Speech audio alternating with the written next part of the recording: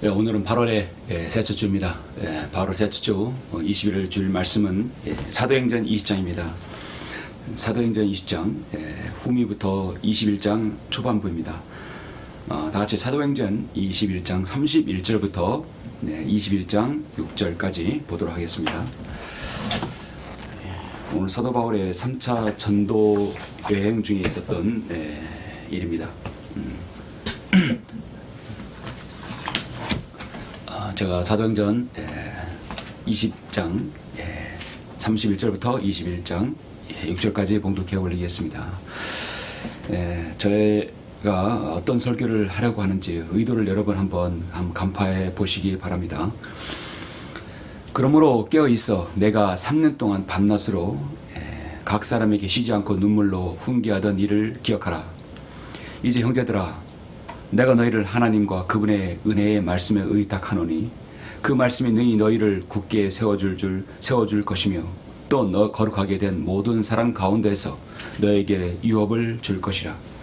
내가 어느 누구의 은이나 금이나 의복을 탐낸 적이 없으며 정녕 나와 또 나의 일행에게 필요한 것들을 이 두 손으로 충당한 것을 너희 자신이 아는 바라. 내가 너에게 모든 것을 보여준 대로 수고함으로써 약한 자들을 도와주고 주는 것이 받는 것보다 복이 있다는 주 예수께서 하신 말씀을 기억해야 하리라고 하더라. 바울이 이런 말을 한 뒤에 그들이 모두와 함께 무릎을 꿇고 기도하니 모두가 몹시 울며 바울의 목을 안고 그에게 입맞추더라. 그가 한 말 중에 가장 마음 아픈 것은 그의 얼굴을 다시는 보지 못하리라는 것이더라. 그들이 그를 배에까지 전송하더라. 계속해서 21장 1절입니다. 우리가 그들과 작별하고 배로 떠나 곧장 코스로 왔다가 그 다음날 로드에 이르러 거기에서 파타라로 가서 페니케로 가는 배를 만나 그 배를 타고 떠나니라. 이제 쿠프로가 보이므로 그곳을 왼편에 두고 시리아로 향해 하다가 트로에 닿으니 이는 그 배가 그곳에서 집을 내리려는 것이더라. 우리가 거기서 제자들을 만나 7일을 지냈는데 그들이 성령으로 바울에게 말하기를 예루살렘에 올라가지 말라고 하더라. 그 날들이 끝났을 때 우리가 출발하여 길을 떠나니 그들 모두가 부녀들과 아이들을 데리고 우리 밖에까지 우리를 따라 나오니라. 그래야 우리는 바닷가에서 무릎을 꿇고 기도하였더라. 그리고 나서 우리가 서로 작별한 후 우리는 배에 타고 그들은 다시 집으로 돌아가니라. 이별, 작별을 구하는 말씀입니다.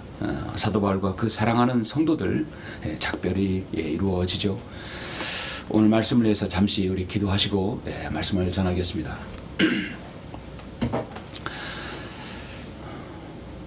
사랑에 풍성하시고 자비로우신 아버지 하나님, 감사를 드립니다. 우리 주 예수 그리스도의 위대한 구속 사역을 통하여 주님의 그 보배로운 피로 저들을 구속하여 주시고 하나님의 자녀로 삼아 주셔서 아름다운 교제와 함께 주님을 함께 경배하고 또 이 마지막 시대 함께 주님을 증거하며 또 복음을 증거하고 이 귀한 믿음으로 주님을 섬길 수 있도록 인도해 주심을 감사합니다. 우리는 라오디게아 시대의 끝자락에 서 있습니다. 주님께서 곧 오실 날이 가까울 때에 있습니다. 이럴 때 우리에게 가장 중요한 믿음이 무엇입니까? 하늘에 대한 소망을 잊지 아니하고 또 우리가 가진 이 명백한 진리의 지식을 우리가 버리지 아니하고 또 성도 간의 아름다운 교제와 함께 서로의 힘을 주는 귀한 교제가 필요합니다. 주님, 오늘 저는 성도의 아름다운 교제를 하면 어떤 이별이 있는지 말씀을 전하고자 합니다. 이 말씀이 함께 해주시고 정말 우리가 아름다운 이별을 위해서 아름다운 작별을 위해서 무엇이 전제되었는지를 제가 설교할 때 성도의 마음판에 서로가 와닿게 해주시길 간절히 원합니다. 시종을 주님께 의탁드립니다. 주 예수 그리스도 이름으로 기도드렸습니다. 아멘. 저는 오늘 말씀을 아름다운 작별을 하려면 이라는 제목으로 설교를 하고자 합니다. 아름다운 작별을 하려면 어느 바다의 한 동네 물고기들이 모두 다 부러워할 정도로 서로 사랑하던 금술 좋은 멸치 부부가 살고 있었다고 합니다. 그런데 어느 날 멸치 부부가 다정하게 바다를 헤엄치던 중에 그만 어부의 그물에 걸리고 말았습니다. 그물 안에 있던 슬피 울던 남편 멸치가 남편에게 한마디 남깁니다. 이제 그물 안에 남편 멸치가 잡힌 것이죠. 아내 멸치는 다음과 같이 한 말을 남깁니다. 여보, 우리 시래기국 안에서 꼭 다시 만납시다. 그래요, 여보. 그러면서 서로 작별을 고하고 이별을 했습니다. 참으로 뭐 재미있는 말이기도 하죠. 서로가 언젠간 다시 만날 날을 기약한다는 것이죠. 그 다시 만나는 것은 사람이 먹는 시래기국 안에서 만난다는 것이죠. 여러분, 서로 사랑하는 생물, 서로 사랑하는 동물도 이별에는 아픔이 있고 아쉬워합니다. 인간의 삶, 인간의 인생의 속성에는 작별, 이별이라는 것이 있습니다. 따라서 인간에게는 이별이 있기 때문에 새로운 만남이 있는 것입니다. 때론 사람에게는 이별 교육과 훈련이 필요하기도 합니다. 어쩌면 그것이 필수적이기도 합니다. 그리스도인에게서도 삶의 작별 훈련이 필요합니다. 그것은 서로에 대해서 더 많이 기도해 주고 자신을 돌아보는 계기도 만듭니다. 하나님께서는 아브라함을 부르실 때 그의 고향과 친척과 아버지 집을 모두 떠나서 작별을 고해야 한다고 말씀하셨습니다. 그렇게 선언하고 나온 것입니다. 성숙한 자리로 나아가기 위해서는 익숙한 것과 헤어짐이 있어야 합니다. 장거리 항해를 위해서는 평화롭게 정박해 있던 항구로부터 반드시 떠나야 합니다. 결혼한 여자가 신부가 되기 위해서는 친정을 완전히 떠나야 행복한 새 출발을 이룰 수 있습니다. 신랑은 본과의 정신적인 작별 과정을 거쳐야 축복된 새로운 가문을 자신이 세울 수 있습니다. 은퇴한 목사는 평생 목회한 현장을 깨끗이 떠나야 후임 목사가 소신껏 일을 할 수 있습니다. 과거에 붙잡혀 사는가 아니면 미래를 여는가, 열쇠는 현재의 생각의 이별에 대한 마음가짐이 달려 있습니다. 왜 우리나라에는 일명 마마보이가 라는 단어가 이게 나옵니까? 부모와 자식의 모두가 이별을 낯설어 하기 때문입니다. 그래서 이별 훈련은 또 다른 만남의 훈련이기도 합니다. 우리나라는 특별히 정문화에 익숙해 있죠. 이 정에 익숙해 있어요. 정문화에 사는 우리나라는 이별이 어떤 이성이 아니라 감정의 잣대로 재는 경향이 특별합니다. 그래서 정에 매여서 새로운 것들을 시작하기가 어려운 사람도 있습니다. 그래서 올바른 인생 수업에는 반드시 작별 훈련, 이별 훈련이 들어가야 한다고 봅니다. 그리스도인에게도 작별 훈련, 이별 훈련이 필요합니다. 그 아름다운 이별, 아름다운 작별을 위해서 무엇인가 우리는 훈련이 돼야 되고 그 안에 전제가 깔려 있어야 하죠. 아름다운 이별은 훈련된 사람만이 누릴 수 있는 또 다른 인생 수업인 것이죠. 그리고 서로가 더욱 성숙하게 하는 촉매제이기도 합니다. 흔히 속담에 미국에서는 이별을 할 때 서로의 행복을 빌어주고, 일본에서는 이별할 때 자신의 새로운 애인을 소개시켜주고, 한국에서는 이별할 때 서로를 저주한다고 봅니다. 물론 경우마다 다르고 모두가 다 그런 것은 아닐 것입니다. 그런데 우리는 그리스도인이란 사람들, 하나님 앞에서 세상에서 불림을 받은 성도라고 하는 사람들의 작별에는 세상 사람도 극한의 저주를 하지 않는 그런 저주와 악담, 험담을 강단에서 퍼붓는 경우를 가끔씩 봅니다. 참으로 가슴이 아픕니다. 모두가 저 셋째 하늘에서 만나야 할 사람들인데요. 그 얼마나 모순이고 아이러니합니까? 오늘 우리가 보는 본문은 현재 우리 그리스도인이라는 사람들이 서로를 저주하고 악담하는 것과는 전혀 다른 모습입니다. 저는 개인적으로 한글 킹제임스 성경을 제 손에 쥔 지가 거의 30년이 되었습니다. 수많은 교리들, 예언의 말씀들 너무도 많이 있고 감명 깊은 말씀도 많이 있죠. 저는 이 말씀으로 설교를 또 20년 했습니다. 많은 부분에서 은혜와 하나님의 그 사랑을 볼 수 있습니다.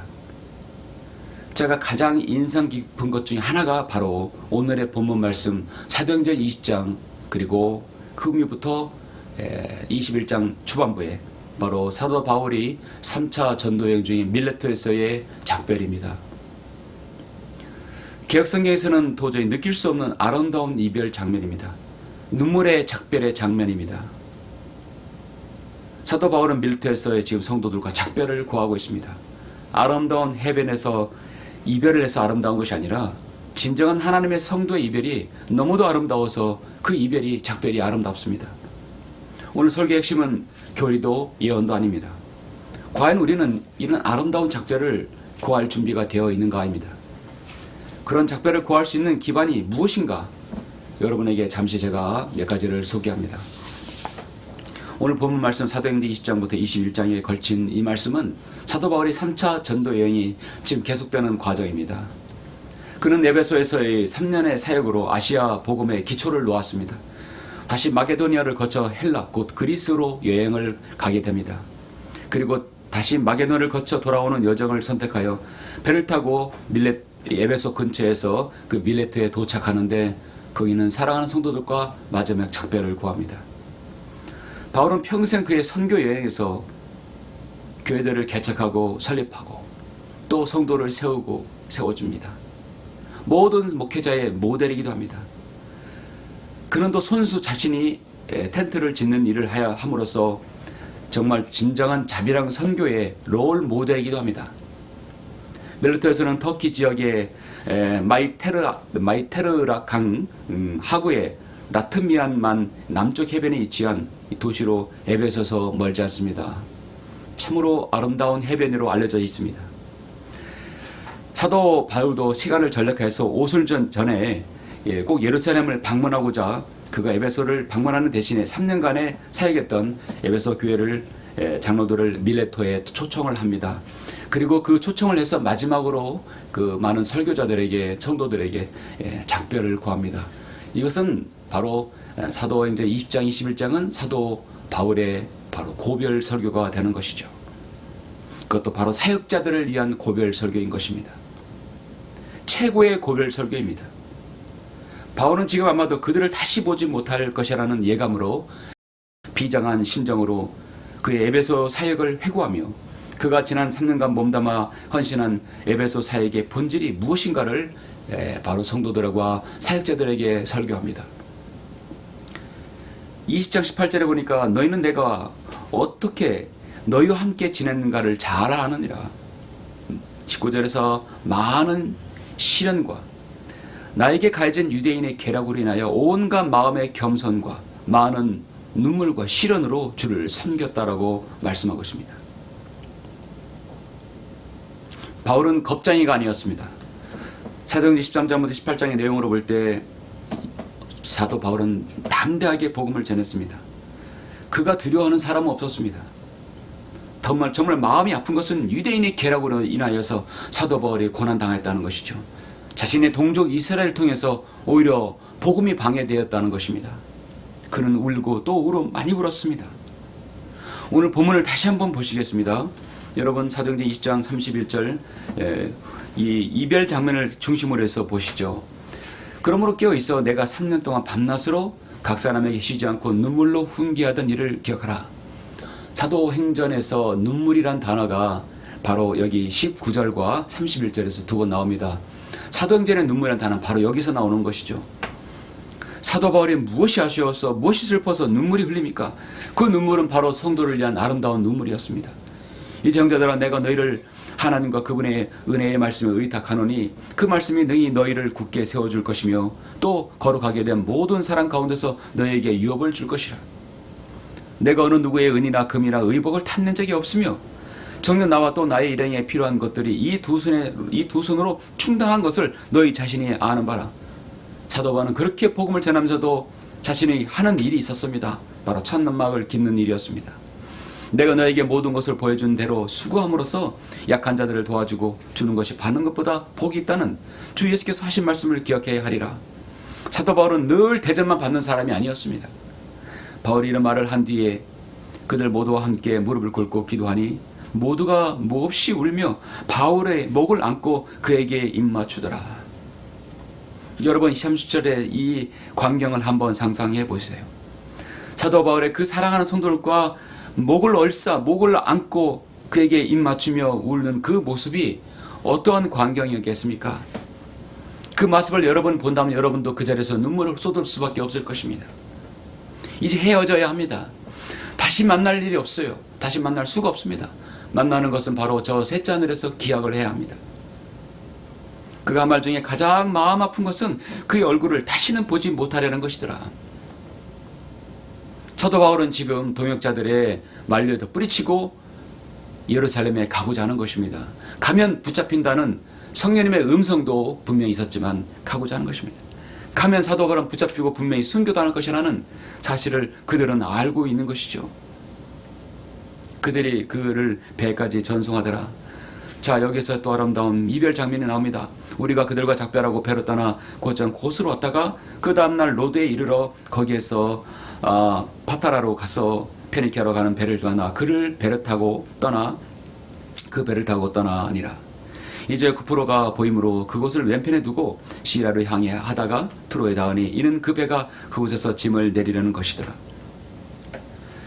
우리가 거기서 제자들을 만나 제7일을 지냈는데 그들이 성령으로 바울에게 말하기를 예루살렘에 올라가지 말라고 하였더라. 그 날들이 끝났을 때 우리가 출발해 길을 떠나니 그들 모두가 부녀들과 아이들을 데리고 성 바깥까지 우리를 따라 나오니라. 부녀들과 아이들 모두가 따라 나오는데 그것은 바로 바닷가 해변이었습니다. 그래야 우리는 바닷가에서 무릎을 꿇고 기도하더라. 그리고 나서 우리가 서로 작별한 후 우리는 배에 타고 그들은 다시 집으로 돌아가니라. 저는 개인적으로 성경에서 가장 아름다운 장면이라고 봅니다. 저는 자신이 가장 아름다운 장면 바로 사도행전 20장 36절 37절 모두가 몹시 울며 바울의 목을 안고 그에게 입맞추더라. 그리고 그래야 그들은 바닷가에서 무릎을 꿇고 기도하였습니다. 그 장면을 여러분 한번 생각해 보십시오. 밀레토에서 바울의 목을 안고 그에게 입맞추며 몹시 우는 모습과 바다에서 무릎을 꿇고 기도하는 그들의 모습, 사도 바울의 진정 어린 바로 사울의 사역자의 모습이었던 것입니다. 얼마나 많은 눈물이 그들의 앞을 가렸겠습니까? 물론 다시 만날 날 있죠. 그들은 지금은 저 셋째 하늘에서 기쁨의 죄를 지금 하고 있을 것입니다. 그리고 우리 모두가 다 올라올 것을 기다릴 것입니다. 럭커 목사님은 이 장면을 해변의 기도 모임이라고 그의 주석서에서 말하더군요. 저는 이 장면을 그리스도인의 아름다운 작별 광경이라고 말하고 싶습니다. 세상에서 가장 아름다운 장면이라고 보는 것입니다. 그림을 그린다면 저 해변별 윤술이 빛나는 해변에서 그들이 무릎을 꿇고 그 목을 안고 우는 그 모습을 여러분 상상한다면 얼마나 여러분 가슴 저리게 눈물이 앞을 가리겠습니까? 물론 다시 만날 날을 기억하더라도 인간이기 때문에 슬픔이 있고 인간 때문에 작별의 아쉬움이 있는 것입니다. 사도 바울은 정말 하나님을 두려워했던 하나님의 사역자였습니다. 모든 하나님의 계획을 신실하게 선포하고 올바른 신실한 마음의 동기로 섬기고 물질을 탐내지 않았습니다. 이런 사역에는 항상 이별하는 아름다운 작별이 있습니다. 성숙한 그리스도인이 믿음의 눈으로 사도행전 20장에서 묘사된 이 사역을 볼 때 얼마나 그 사역자와 성도들 간의 눈물이 흘렀던 것이겠습니까? 목자가 진정으로 양떼에게 관심이 있는 목자라면 자신의 염려하는 바나 자신의 입지를 굳히기 위해서 과중한 염려를 성도에게 지우지 않습니다. 양떼를 잘 먹입니다. 절대 자신의 이름을 내기 위해서 그들을 굶주리게 하지 않습니다. 양들의 불평과 투덜거림을 인내하며 여전히 전과 동일하게 그들을 사랑합니다. 그들을 섬기며 그들의 슬픔과 고통을 자신의 것처럼 함께 나누는 것이죠. 이것이 진정한 사도 바울의 바로 성도를 위한 그 애착의 마음이었던 것입니다. 이것이 진정한 목자의 자세이죠. 그렇게 했을 때 그 이별도 작별도 아름다운 그 이별의 광경이 나오는 것입니다. 그렇게 된다면, 그런 이별이 나온다면 어떤 전제가 되어야 될까요? 저는 그래서 성도의 아름다운 작별을 하려면 세 가지가 꼭 전제되어야 된다고 봅니다. 그 세 가지는 바로 사도 바울 서신서에서 아주 중요하게 말씀하고 있습니다. 성도가 아름다운 작별을 한다는 것은 무슨 의미인가? 어떤 교제가 전제되어야 되는 것인가? 첫 번째, 서로 화목해야 합니다. 이 말씀을 저는 데살로니가전서 5장, 저는 세 부분을 여러분에게 소개합니다. 데살로니가전서 5장 11절부터 15절까지 말씀이죠. 이것은 바로 성도가 서로 화목해야 된다는 것이죠. 화목해야 아름다운 교제를 가질 수 있습니다. 데살로니가전서 5장 11절, 그러므로 우리가 행하고 있는 것처럼 서로 이로하고 서로를 세워주라. 형제들아, 우리가 너에게 간구하노니 너희 가운데서 수고하고 주 안에서 너희를 다스리며 훈계하는 사람들을 알아서 그들의 하는 일로 인하여 사람으로 사랑으로 극진히 존경하라. 그들을 극진히 존경하라. 너희는 서로 화목하라. 형제들아, 너에게 권고하노니 무질서한 자들을 훈계하며 낙담한 자들을 위로하고 약한 자들을 부드러주며 모든 사람들에게 오래 참으라. 아무에게도 악으로 악을 갚지 말고 오히려 너희 자신들 가운데서와 모든 사람들에게 선한 것을 항상 따르라. 참으로 설명이 필요 없는 말씀이죠. 데살로니가 교회가 왜 그렇게 칭찬을 받았는지 우리는 알 수 있습니다. 그것을 실현했기 때문입니다.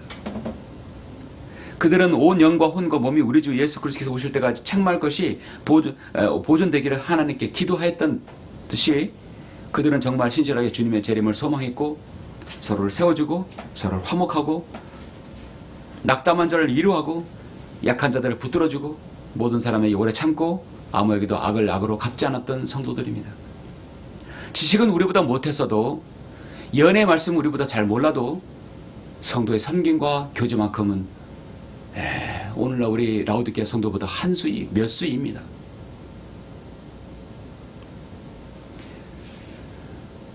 사도 요한이 요한계시록에서 7교회를 편지를 썼는데 그 가운데 필라델피아 교회가 가장 모범을 보였고 사도 바울도 7교회 편지를 썼는데 그 가운데 바로 데살로니가 교회가 모범을 보였죠.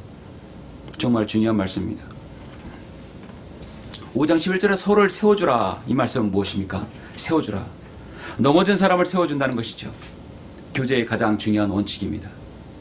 우리는 스포츠나 예술 그 어떤 구성원에서도 진정한 동료애를 우리가 말을 합니다.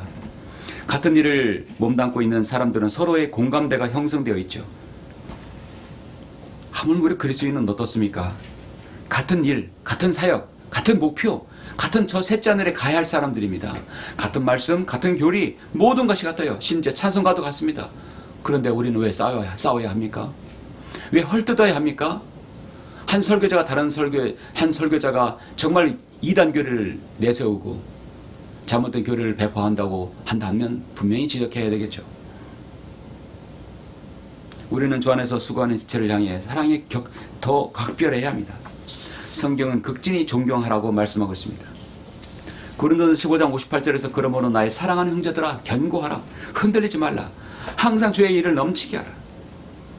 이는 너희의 수고가 주 안에서 헛되이지 아니한 줄을 너희가 알미니라.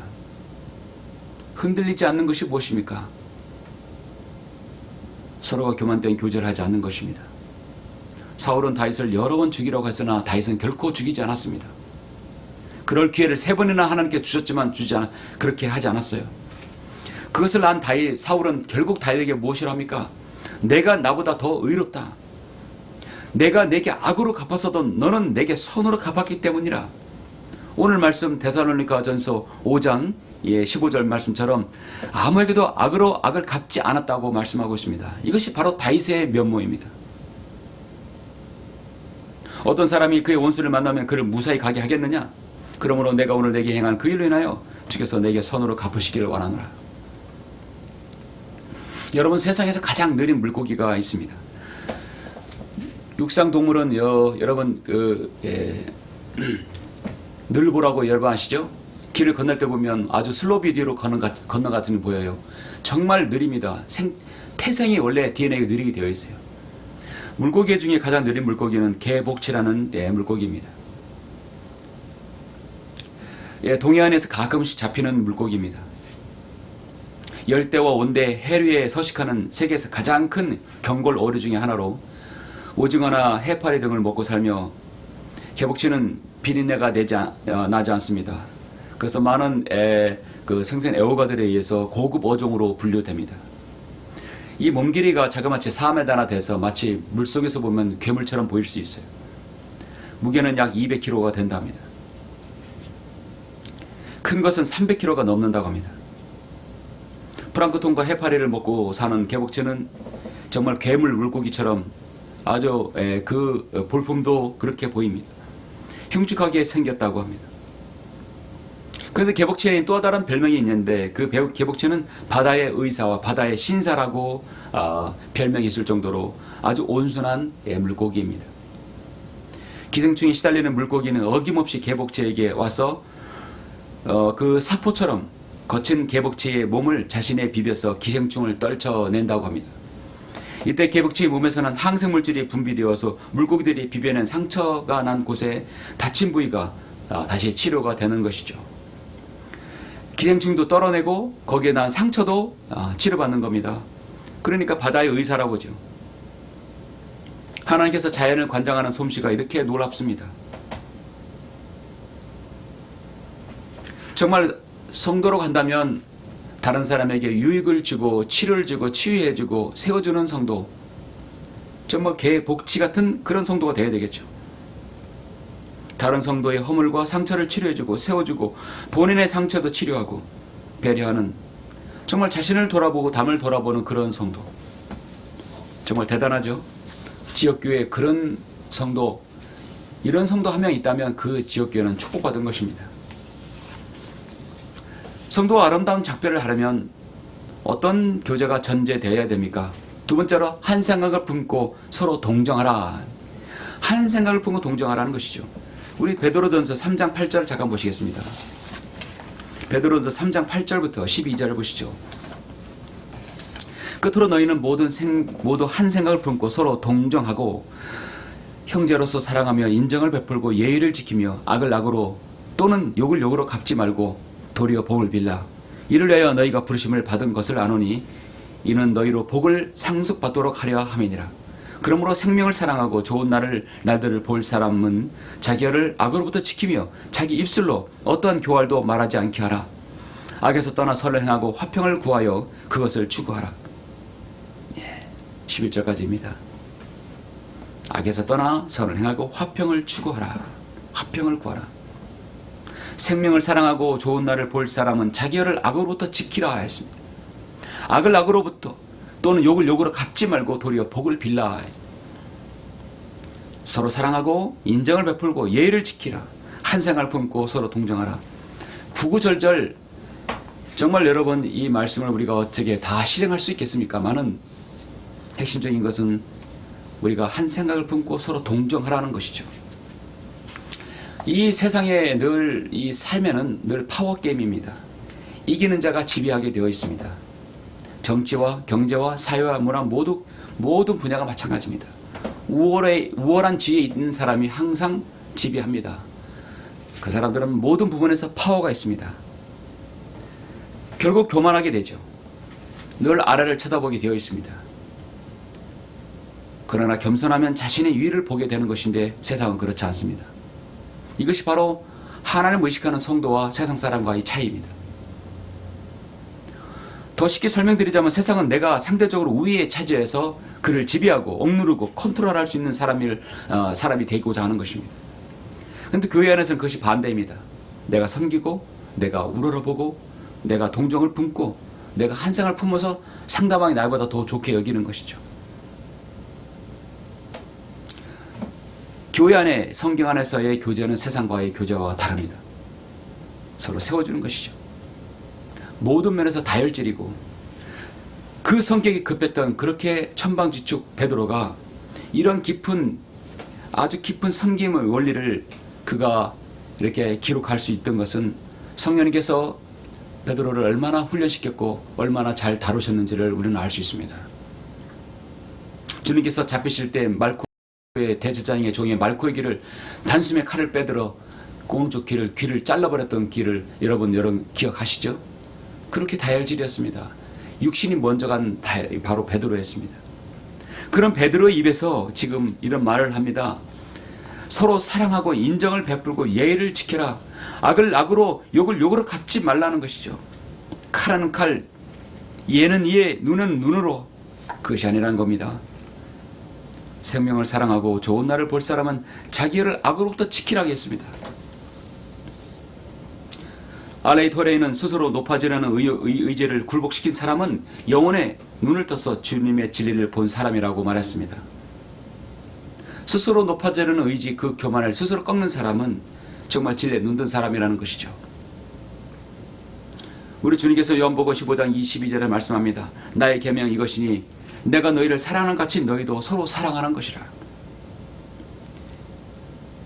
요한일서 3장 23절에서 그의 계명은 이것이니 우리가 그의 아들 예수 그리스도의 이름을 믿고 그가 우리에게 주신 계명대로 서로 사랑하는 것이라. 사랑하는 것입니다. 사랑하는 것은 한 생각을 품고 서로 동정하라는 것입니다. 우리가 서로를 섬길 수 있는 중요한 그 매체, 그것은 뭐냐면 우리가 하나님의 은혜를 입었기 때문입니다. 우리가 하나님을 입었기 때문에 다른 사람 정도를 섬길 수 있고 동정할 수 있는 것이죠.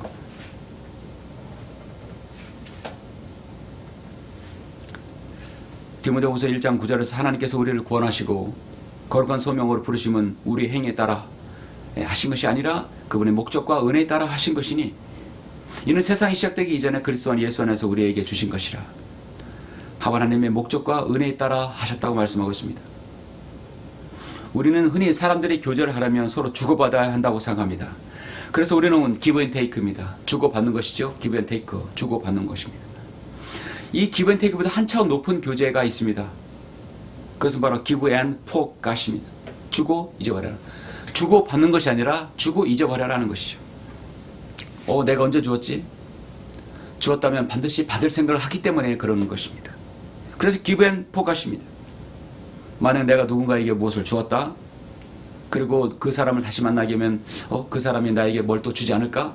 나도 무엇인가 주었기 때문에 나도 받을 기대를 하고 있는 것이죠. 그러나 한 차원 높은 교제는 잊어버리는 겁니다. 먼저 주라, 좋은 것입니다. 그런데 먼저 주고 잊어버리는 것입니다. 가장 높은 차원의 교제입니다. 내가 지난번에 무엇 주었으니까 거기에 상당하는, 그게 해당하는 것, 나도 무엇을 받을 때가 되지 않았을까? 그걸 잊어버리는 겁니다.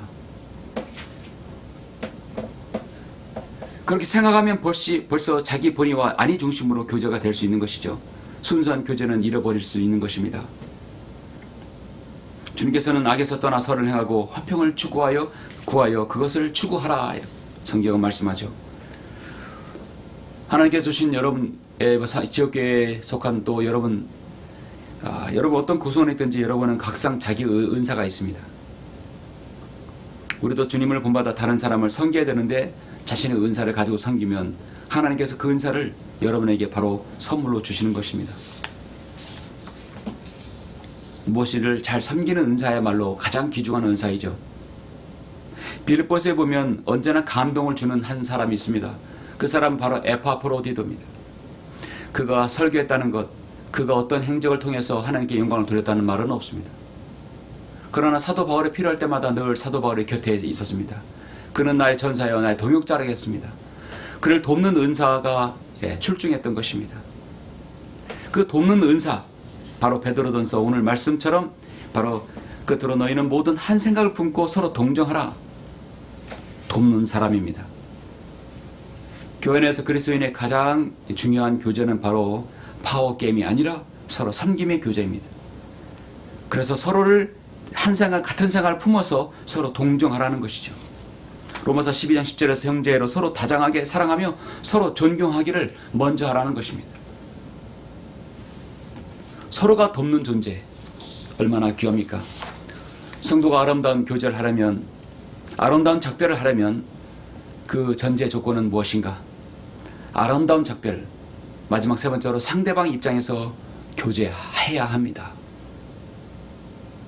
오늘 제가 말씀드린 이 빌립보서 오늘 이제 말씀 2장 1절과 데살로니가서 5장과 베드로전서 3장의 말씀을 다 잊어버리고 교제한다면, 이거를 제쳐놓고 교제한다면 강단에서 말이든 세상에서 말이든 어디서 말이든 항상 저주가 나오고 험담이 나오는 것입니다. 그건 절대 그리스도인 입에서 나오지 말아야 할 단어이죠. 우리 다 같이 마지막으로 빌립보서 2장 1절 보시겠습니다. 빌립보서 2장 1절로 4절 말씀이죠. 그러므로 그리스도 안에 어떤 격려나 사랑의 이로나 성령의 교제나 인정이나 자비가 있다면 같은 생각이 되어 같은 사랑을 가지고 하나 되고 한 생각이 되어 너희는 나의 기쁨을 이루라.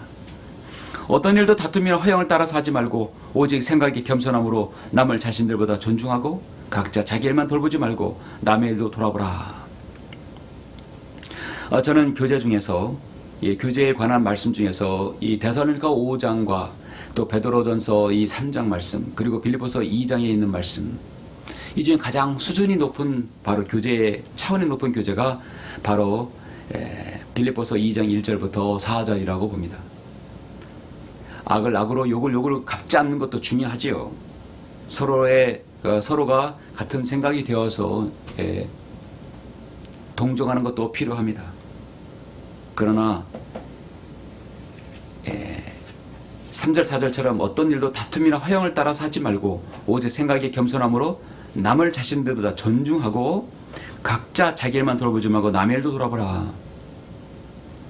남의 일도 돌아보라. 다른 사람의 입장이 되어서 돌아보라는 것이죠. 여러분, 교제는 그리스도인의 생활입니다. 생활 자체입니다. 우리는 교제를 통해서 힘을 받고 도전을 받고 또 교제를 통해서 실망감이 생기기도 합니다. 때론 교제가 잘못되었을 때 실족하기도 합니다. 참으로 그리스도인의 교제는 성경대로 잘 이루어지지 않는 것이 가장 큰 문제입니다. 늘 우리 안에 내 인간의 속성, 죄의 속성과 속사람의 반목이 이루어집니다. 그래서 성령님께서 주도해야 합니다. 그렇지 않으면 상처를 주고 실족하게 됩니다.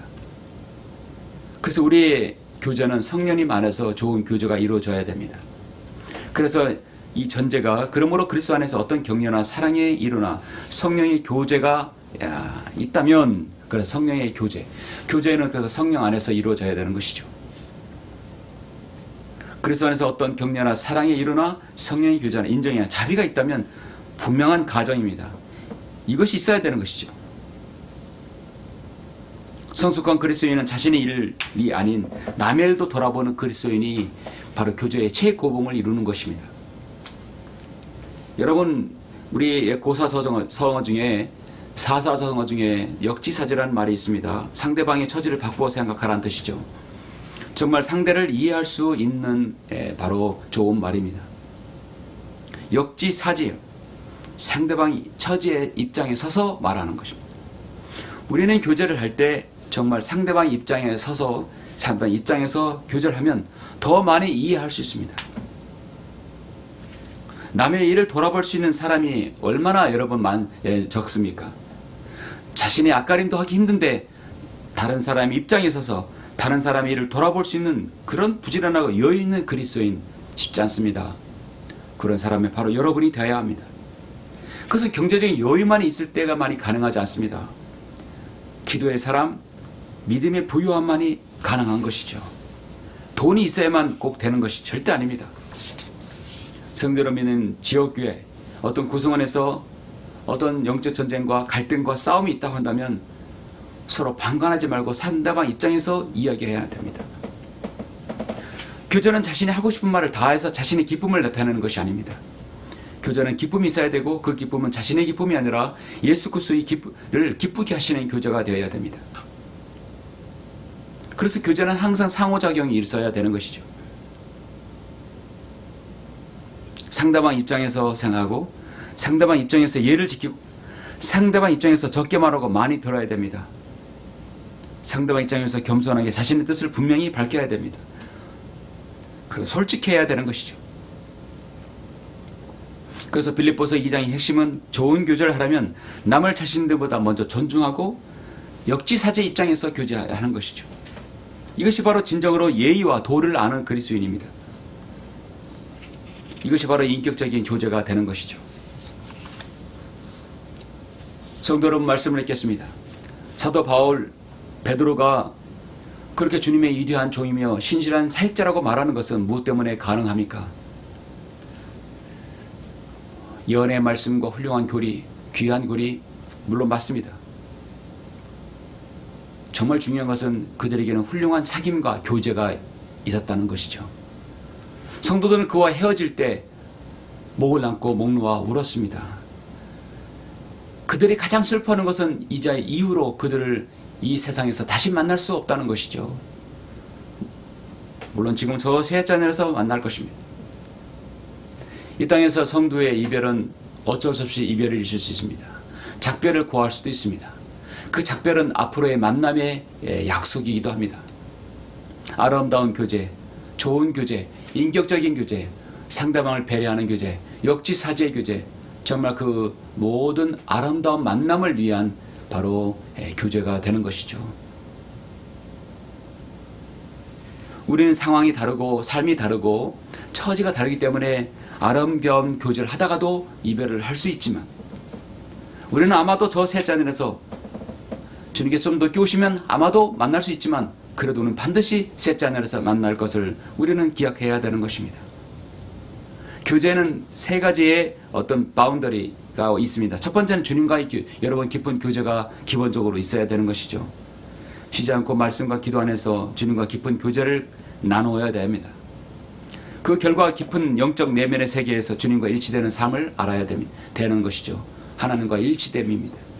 두 번째는 믿는 성도들과의 아름다운 교제입니다. 오늘 말씀드린 것이죠. 그렇게 했을 때 사도 바울이 아름다운 이별 장면이 우리가 이렇게 서로가 볼 수 있는 것이죠. 세 번째는 여러분의 불신자들과 믿지 않는 자들과의 관계 설정입니다. 한편으로는 모두 다 복음의 대상이고 한편으로는 모두 다 마귀의 자식들입니다.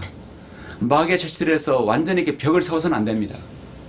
그들의 언젠가 마지막이라도 복음을 전할 대상으로 연민을 두고 바라봐야 되고, 그런 관계 설정을 가지고 있어야 됩니다.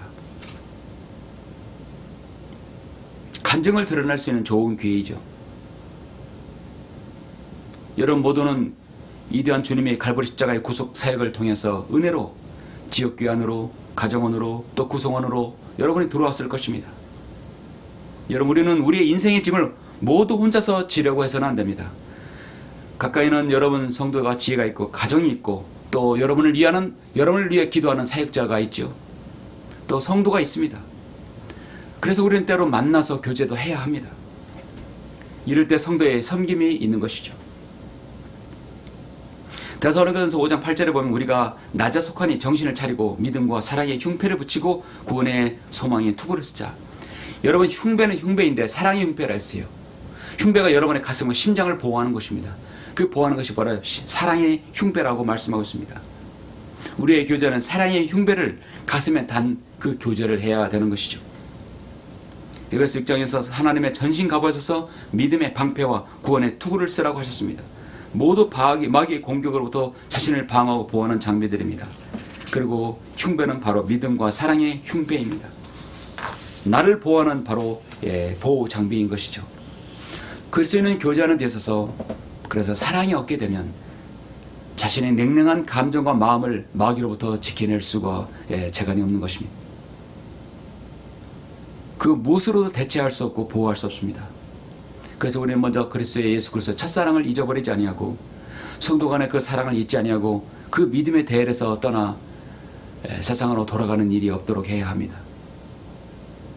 그래서 우리는 아름다운 이런 교제의 원칙을 잘 지켰을 때 아름다운 이별과 작별을 구하고 또 새로운 만남을 우리가 가질 수 있는 것입니다. 못내 아쉬운 이별, 어쩔 수 없는 이별이 있을 수 있습니다. 그러나 그 아름다운 이별 뒤에는 아름다운 교제가 있다는 사실을 여러분 명심하시고, 우리는 다시 언젠가 만나서 영혼을 함께해야 할 사람들입니다. 영혼을 함께해야 할 사람들이 어찌 이 땅에서 잠시 잠깐의 그 짧은 세월 동안 서로를 욕으로 험담하러 여러분 그렇게 할 수 있겠습니까? 절대 그래서는 안 됩니다. 예수님께서 여러분을 사랑하셔서 갈보리 십자가에서 여러분을 위해서 자신을 내어준 주님의 사랑을 기억해야 될 것입니다. 아름다운 사랑의 교제로 주님을 맞이하시길 여러분 간절히 바랍니다. 기도하시겠습니다.